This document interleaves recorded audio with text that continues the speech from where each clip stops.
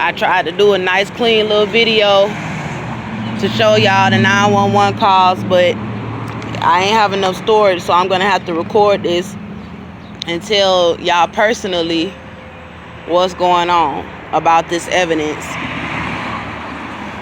So there was, in November 2015, there was a 911 call at a Motel 6 in Conroe, Texas, from a civilian that witnessed my white baby daddy, Austin John Metter, assaulting me in the parking lot at the Motel 6.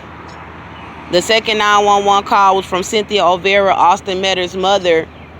He had assaulted his mother in her home and pulled out a butcher knife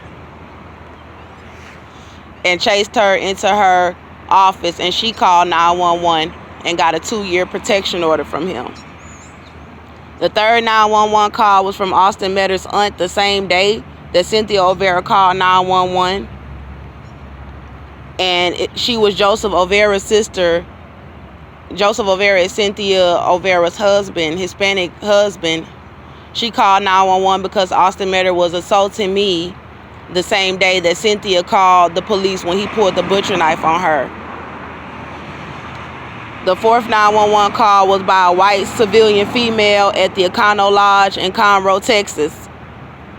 Austin Metter had assaulted me and attacked me. He jumped on me in the hotel room, and the white woman saw him on top of me, and I was screaming, and she called 911. The fifth 911 call was from a civilian, also in Conroe, Texas, who witnessed Austin Metter assaulting me on Fraser Street. The sixth 911 call was by a white male named Mr. Chuck. He was a neighbor. Austin Metter was punching me in my head repeatedly inside of our apartment at 230 Avenue G. Austin was charged with assault family violence, and while he was in the Montgomery County Jail on the assault family violence charge, he assaulted a guard, and he was charged with assault on a public servant. He was released on a 2-year felony probation for assault, February 4th, 2016. In February 2016, a 911 call was made by a property manager named Maria, a white female, and the police heard a recording of Austin Metter trying to force himself on me sexually, and they charged him with Class C rape. By this time, I was pregnant with my son, Melbourne Halo Metter, with our son, Melbourne Halo Metter. In March 2016, Austin Metter was violated by his probation officer for receiving the rape charge while he was on a 2-year felony probation for assault. And he was sentenced to 100 days in Montgomery County Jail in Conroe, Texas. I was evicted from 230 Avenue G, pregnant with my son, and I had to walk the streets of Conroe, Texas to get us another apartment. And we moved in. I was pregnant, and I moved into 1308 Houston Street in Conroe, Texas. I was living in apartment 3. Austin was released from the Montgomery County Jail July 2016, and he was released on the 100 days for the probation violation, and he was still on the 2-year felony probation. He put me in the hospital 3 times while I was in my 3rd trimester after he had been assaulting me in my neighborhood and in my apartment. And I didn't know if my baby was alive, and they kept having to hook me up to monitors to see if he was all right.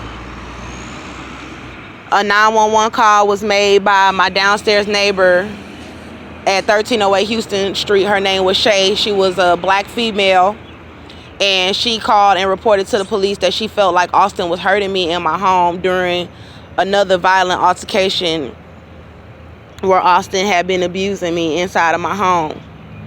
A 911 call was made again by a civilian that seen or heard Austin abusing me in my home and around the neighborhood, and they also called the Conroe police.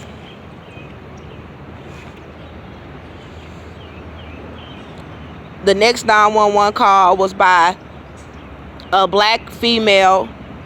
She got out of her car. Austin was attacking me in my 3rd trimester. Walking up the street, he was attacking me. And the black female got out of her car in the middle of the street. And she came up in between us on the sidewalk, blocking him from hitting me and asking me if I was okay. And she called 911. The next 911 call I called because I got in my vehicle. I had a white Grand Am, and I got in my vehicle trying to leave Austin, and he jumped on the back of the vehicle while I was trying to pull out of the driveway and started kicking the window, trying to kick the window in. And I rode on the phone with 911 to Conroe Regional Hospital, and the police met me there. A 911 call was made by Ace Check Cashing Manager, a white female. She witnessed Austin Metter slap me while I was still pregnant inside of the Ace Check Cashing store, and I put my hand up to block the hit, and it sliced my thumb, and the police showed up. A 911 call was made by Cynthia O'Vera outside of my home because her and Austin got into a physical altercation in her vehicle while he was drunk in front of my house, and he started kicking her car while she was on the phone with 911, threatening to kill her if she did not leave the property. The next 911 call was made by a Chevron employee at the Chevron across the street from my house because Austin had went inside of the Chevron and started knocking over the racks and destroying the property inside of the Chevron, and they gave him a trespassing notice. He fled from the police, and they came to my house and gave a trespassing notice saying that he could not come back to the Chevron. Another call was made to security inside of the Woodlands Hospital. I had started going into labor, and while I was in the labor and delivery unit, Austin got violent with me, and the nurses asked him to leave, and he started to try to knock over the medical machines inside of the hospital, and he was escorted by the security off of the property, and they told him that he could not be there for the birth of my son, and Austin forced me to give birth to my son at Conroe Regional Hospital. He continued to be violent with me inside of my home, and my father had to step in and fight him while I was 9 months pregnant. After I gave birth to my son in December 2016, my son was 5 weeks old. I gave birth to Melbourne Halo Metter October 2016, and they arrested Austin from my home December 20th, 2016. I had to call the police from a nearby convenience store in my vehicle, and my baby was in the back seat, and Austin was ransacking my home. The police met me at my house, and he was trying to punch the window where the baby was in the back seat and pry open the door where I was in the front seat, and he would not calm down, and the police arrested him and charged him with probation violation. Austin pled guilty to assault on a public servant as a probation violation, and he was convicted for assault on a public servant, and he did 2 years in TDC. When he was released from TDC, he came back to my apartment at 1308 Houston Street, apartment 3, and he continued to abuse me in my home. The first week that he was released, he assaulted me repeatedly and got me pregnant. I continued to call the police. I called the police several times, and I told the police that he was assaulting me, and he fled from the police in my vehicle. Austin continued to assault me, and he began assaulting my 22-month-old son, punching him in the back, knocking him on his head all over the house, pushing him off of furniture, and I ran out of the home with my baby screaming with a 380 in my purse, and I had purchased the 380 while he was incarcerated. A 911 call was made by a white civilian female while he was attacking me in the streets while I was trying to get away with my baby and the 380 in my purse. He was attacking me, and she called 911. He ran, and I went into the restaurant with my baby in the Baytown Seafood in Conroe, Texas, by my house. And I asked the man who was managing the place at the time if he would call 911, and I told him that my child father was assaulting me outside. He got on the phone with 911, and I hid behind the man with my baby in my arms and my purse.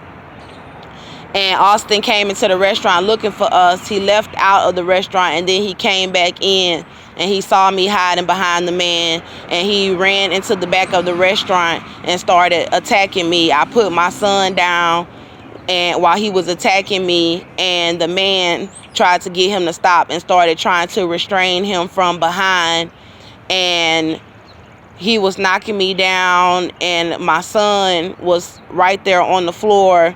He was right there while this was happening, and then the man got him off of me, and he snatched up my son and started slinging him around violently.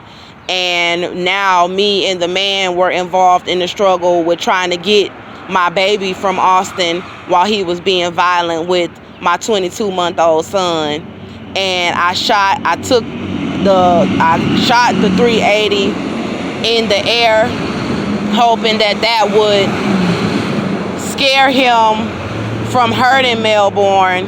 And he continued to be violent with him, and the man could not get the baby from him, and I could not get the baby from him. And I put the 380 to his leg, and I put my arm around the baby, and I shot him and snatched the baby out of his arms.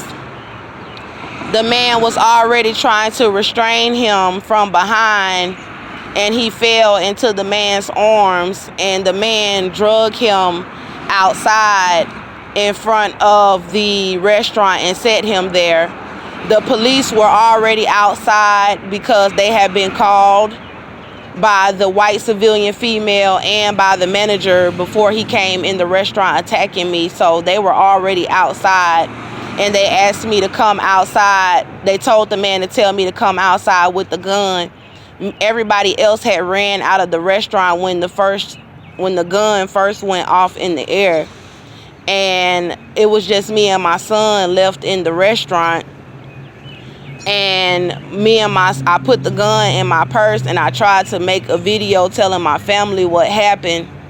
But I had to come out with my hands up before the police came in the restaurant. So I put the gun in my purse, and I came out with both of my hands up. And my son, I had checked him to make sure he was all right. He was all right. And he put his hands up too. And me and my baby both came outside with our hands up. And the Conroe police, it was like 6 of them out there, and they all had their guns drawn on me. And I stepped over Austin, who was in front of the restaurant on the ground, and my son stood in front of him. And the police told me to get on the ground in front of the wall outside the restaurant and put my hands behind my head. And I still had the purse on my arm with the 380 in it. And I told C. Adams, the white female officer, C. Adams, the gun is in my purse. She took the purse off of my shoulder, and then they put my hands behind my back and handcuffed me. And then she emptied out the contents of my bag on the squad car. I went into the sergeant face that showed up, and I was crying, and I told him I wouldn't have shot him if I didn't have to. And they was laughing and went and picked up my son from in front of Austin. And they called Cynthia O'Vera, Austin's white adopted mother, and told her to come and get my son from the scene. So Cynthia O'Vera drove up to the Baytown Seafood with Joseph O'Vera, and they got my son and put my son in the back of Cynthia's car, and she drove off with my 22-month-old son in her car. And then the police were taking pictures of the scene with the detectives, and I asked them to go and get reports from the witnesses in the restaurant. Then I asked a officer named Officer D. Strider, who was with the white female. He was a mixed black officer. He was on the driver's side, and Officer C. Adams was a white female on the passenger side. And I asked him, what am I being charged with why are y'all arresting me? And he said that just give us a second to get more information. And then he said they wanted to bring me to the police department for questioning. When they brought me to the police department, he handcuffed me to a bench, and I asked them what was I being charged with.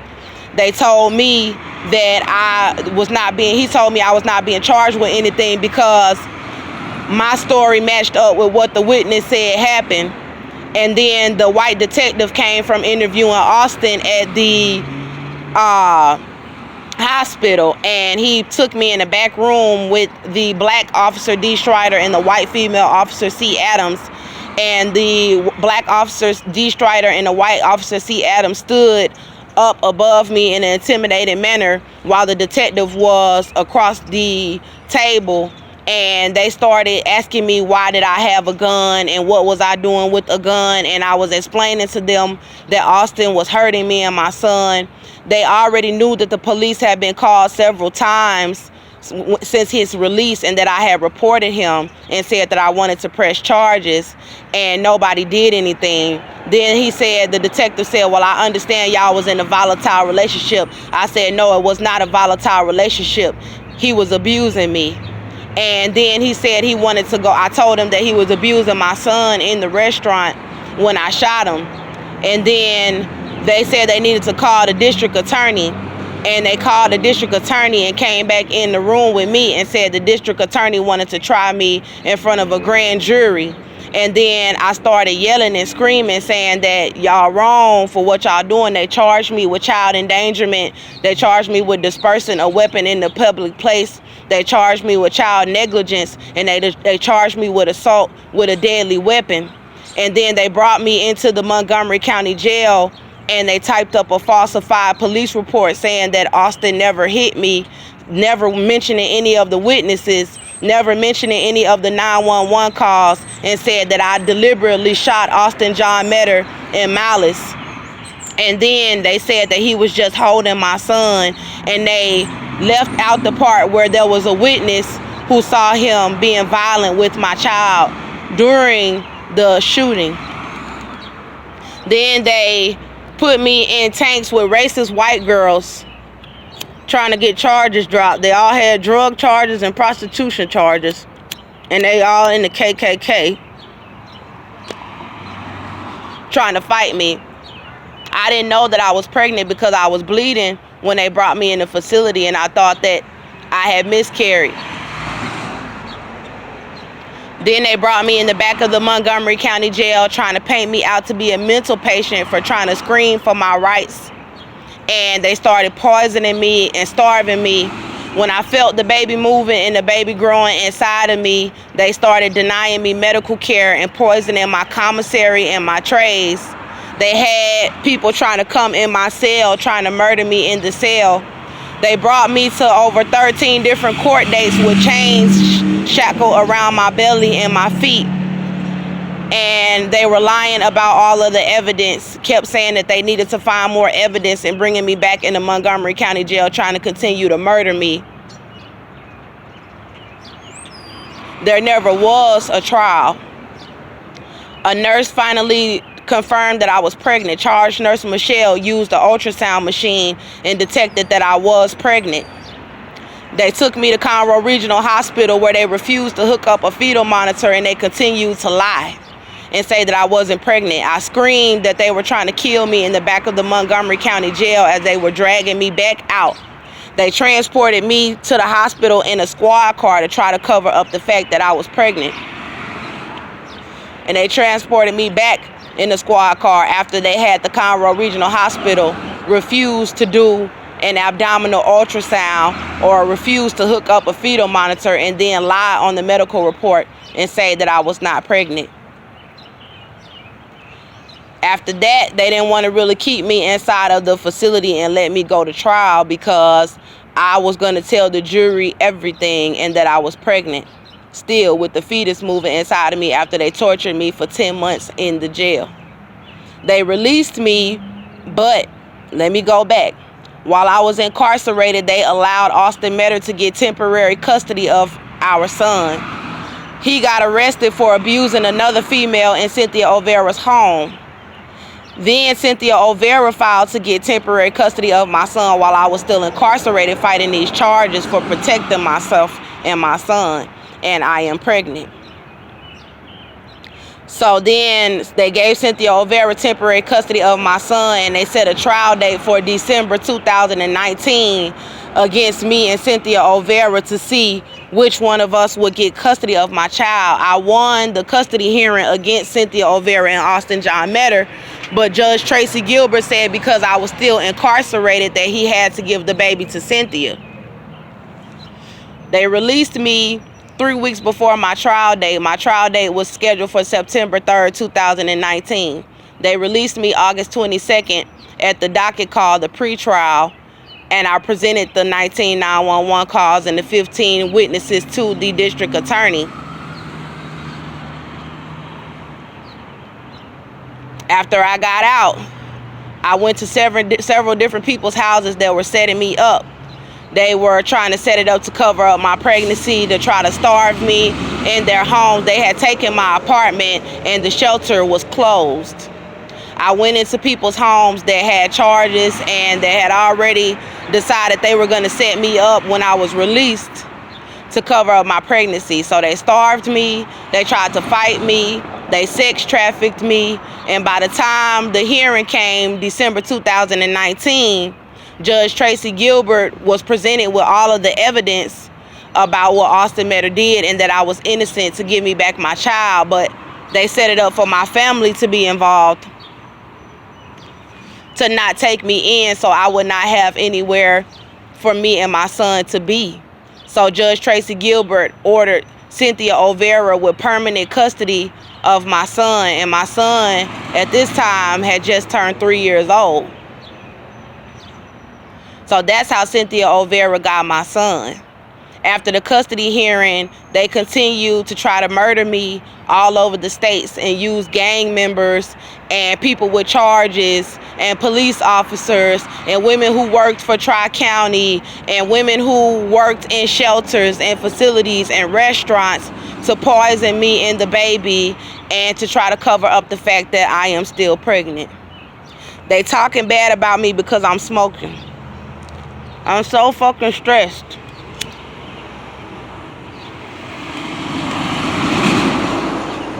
They were doing satanic rituals on me in the jail cell, and America was trying to do another satanic blood ritual sacrifice on another black woman with child in the jail cell. They put the falsified story on the news and said they were going to give me a